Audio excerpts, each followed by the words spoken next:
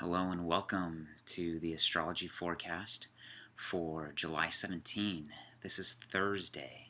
This is the day of Jupiter. I always like to follow the days of the week and what personal planet it represents. Today is Thursday. A good way you can align with your Jupiter energy is to look in your chart, find out what parts of the chart Jupiter rules. I still use classical rulership myself, so that just means Jupiter rules Sagittarius and Jupiter rules Pisces. For me, that means Jupiter rules my third house and my sixth house. How can I make Jupiter happy? I can pay attention to the areas of my home, and I can pay attention to the areas of my 9 to 5 job. Well, how exciting.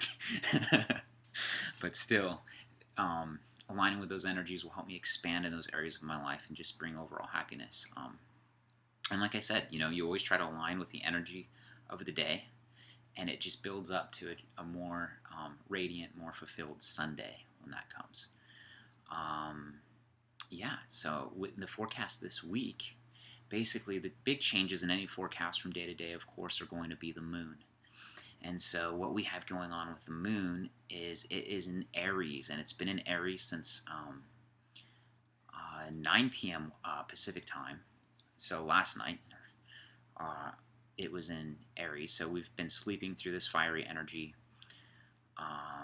and we're waking up to it. What I notice when the moon goes into fiery signs is my commutes are a little bit scarier. People are a little bit more road raged, so you need to be aware of that. I can be more raged, but knowing that my emotions are fiery, they're a little bit more lit up, I kind of avoid it myself.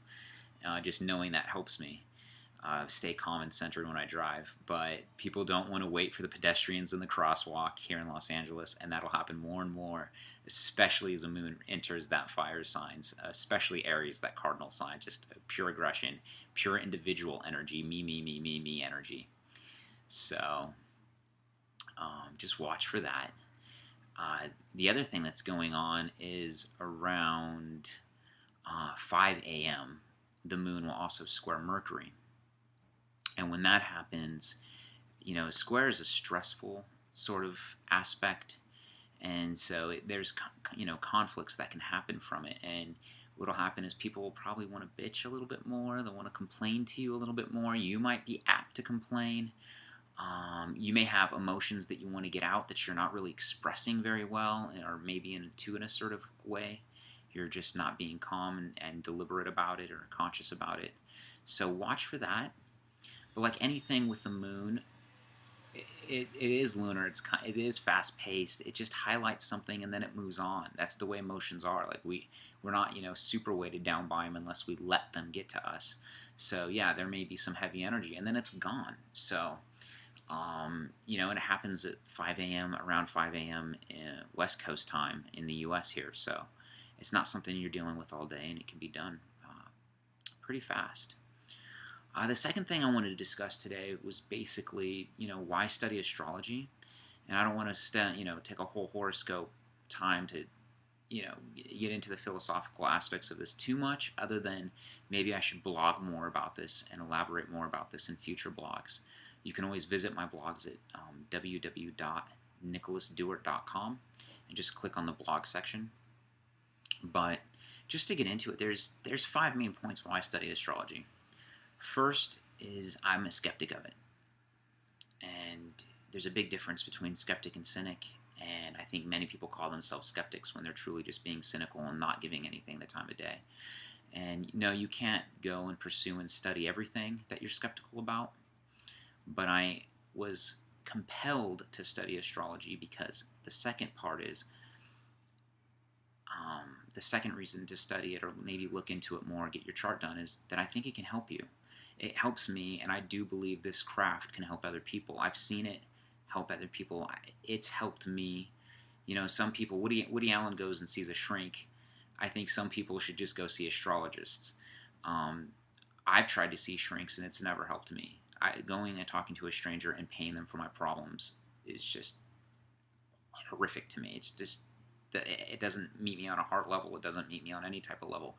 But what's strange about astrology is I walk into this strange guy's house or do a Skype thing over the phone with someone, and they know more about me in 3 minutes than some of my friends.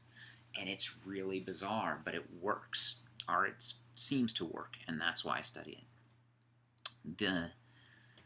Um, the third point is it's the ultimate calendar. It looks at cycles, it looks at timings of events, and so yeah, I mean, I can live my life in a little bit more harmonious way. Just thinking about Mars energy, when I see people, when I see a Leo moon, I feel it in the workplace. Everybody's holding court, everybody's talking, the whole cubicle's loud, and I can choose to indulge that energy myself, or I can choose just to observe it. But just knowing that and having an idea of what's going on is very, very,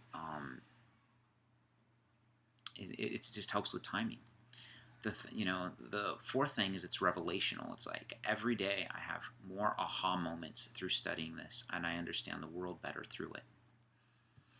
And really, the fifth reason why I study it is I study astrology because it shows how I connect to the universe. It's really weird to think how we're wired. I mean, we follow cycles of the planets. I mean, it's really strange. It's a really strange concept to think that as planets orbit and they make these weird geometric, aspects to other planets in your natal chart, that that things happen, and that it's true, or that it works, and it's really, really, it's really profound that we are connected to the larger world in a sense, and it kind of shows you that you are.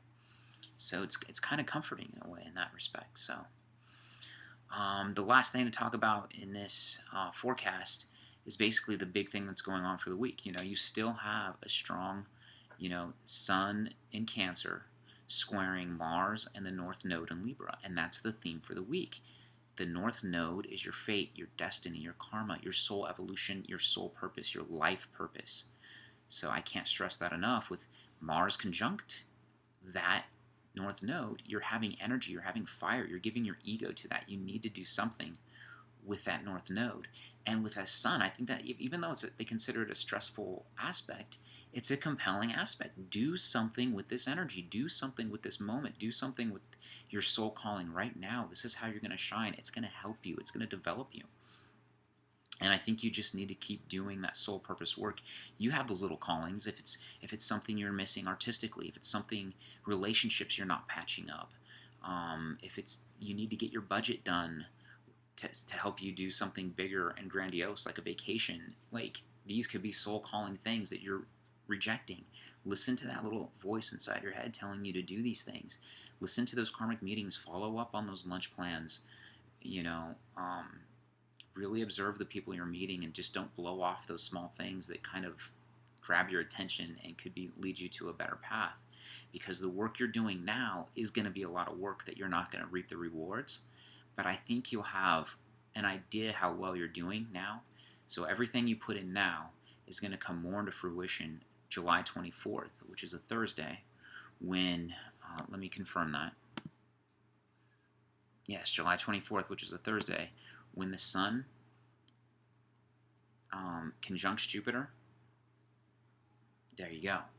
If the old timers are right and astrology is working, Jupiter, the planet of good luck and good fortune and expansion, and it being in Leo, this happy, creative place to be, if all that's working in its favor, and you've been doing this North Node work that's been lighting up your Sun and taking your Sun energy, and you take this Sun energy and all this work you've been doing, and it finally comes and it gets to Jupiter and it conjuncts it, then something is going to have to trigger. Something bigger is going to happen for you, and it's going to open that door for you. So just keep that in mind. The work you're doing now is leading to something, and you're probably going to have a better idea of that something, and you should reap some benefit, some reward of that come Thursday.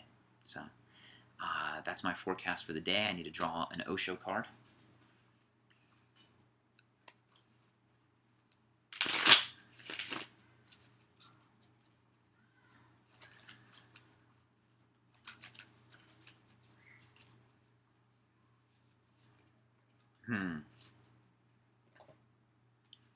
Today's Osho card is the Master. This deck is very different and special in some ways. I mean, most tarot decks have 78 cards. This is kind of the outlier. Osho was a 20th century mystic, and he's extremely rebellious, and he speaks his mind no matter what. if you listen to his talks, he's pretty intense, pretty cool, very insightful. But I believe the Master card is an extra addition to the tarot deck that doesn't exist in other tarot decks. It's like the 79th card, so it's kind of basically everything that I'm telling you now. You need to use your free will to reap a benefit that's going to be coming up next week. You're the master of your destiny.